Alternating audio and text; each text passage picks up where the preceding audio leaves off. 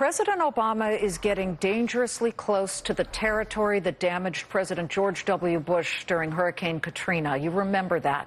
He didn't go to the area, he flew over it, and he was in trouble for that. Well, President Obama was seen golfing Wednesday in Martha's Vineyard just as Louisiana began to grapple with deadly floods and what is now a full-blown major crisis. This as Donald Trump and running mate Mike Pence already landed and left in Baton Rouge today. Donald Trump surveyed the damage, listened to flood victims.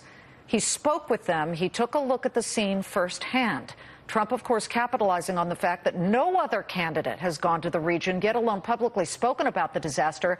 Right here yesterday, I demanded to know of Green Party candidate Jill Stein why neither she nor any of the candidates had been talking about this. They were silent on it. Hillary Clinton apparently has no event scheduled for today. We've not heard whether she would go there, but in the meantime, Trump arguably doing exactly the right thing instead of drawing attention to a worse situation for his campaign, and that is Paul Manafort's resignation as the campaign chairman. Manafort stepping down amid accusations that he funneled stolen money from the Ukrainian government to U.S. lobbyists. Opportunity Lives editor-in-chief John Hart joins me now, along with former Clinton pollster Bernard Whitman. They're with us on about what these dynamics really play for Donald Trump and Hillary Clinton. Bernard, I hate to say it, but right now Donald Trump looks like he's in a better position having at least gone there. Now, I know you might say it's, oh, he's turning it into a circus, but we heard from a congressman there. He's a Republican congressman, but he said people just want to be heard or at least know that somebody's paying attention. Actually, this goes to show you that Donald Trump is in it for one person and one person only, Donald Trump. If you talk to the governor, John Bel Edwards, he explicitly asked the candidates, please don't come. It diverts time, money, and resources away from the flood victims. You know, Hillary Clinton actually has sent out a note. I got it a couple hours ago. She's talking about how 40,000 homes have been damaged, 100,000 people have been affected. She's encouraging her supporters and her volunteers to give money to the Red Cross, to give money to the Baton Rouge Area Foundation. Donald Trump is swooping in there to try to distract people from the real problems as his campaign continues to sink and drift in the wind. This is exactly the type of situation that the governor and the people in Baton Rouge that are dealing with this mess do not want. Except, though, John, that nobody had gone yet, not President Obama. I mean, we're still waiting to hear if he would do something like that. And you don't want to get into that George Bush-Katrina territory where, you know, Brownie's doing a heck of a job. And it was a deadly situation. Granted, there were more than 1,000 deaths from Katrina. So far, look, every death matters, 13 in Louisiana, but a death is a death at this point.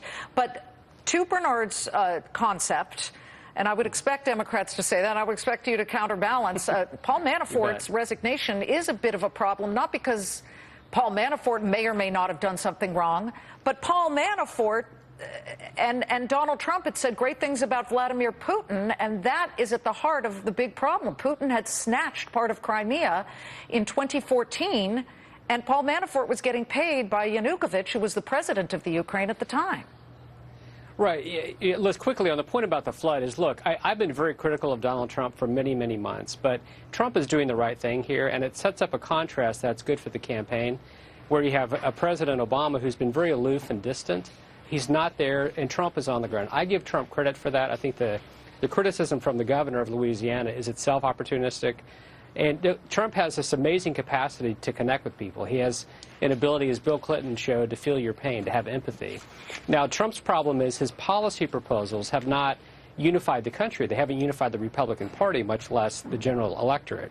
And part of his problem is, as he's tried to pivot, his feet keep getting stuck in the mud. So the mud now is the story that you mentioned about Paul Manafort, and it's damaging on multiple levels for Trump. Because, look, Trump has positioned himself as the outsider, the anti-establishment candidate.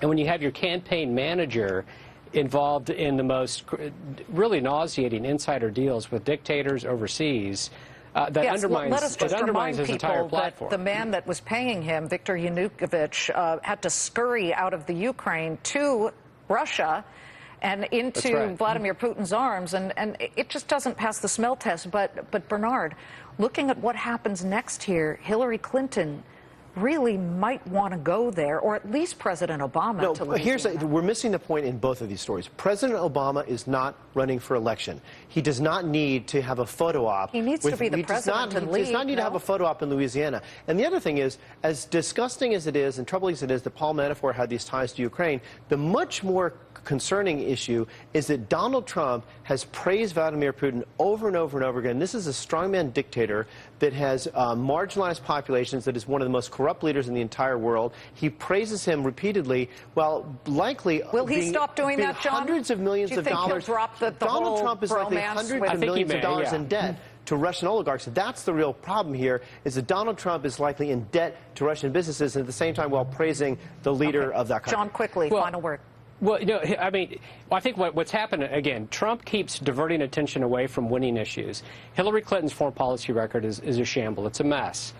She was part of the Obama administration's policy of ignoring the crisis in Syria, which has blown up and has created an enormous humanitarian catastrophe terrorist problem around the world. So that's what he needs to focus on. We got to run, but we'll see what happens. John Hart, Opportunity Live's editor-in-chief, and Bernard Whitman, Democratic strategist. Good to have you both.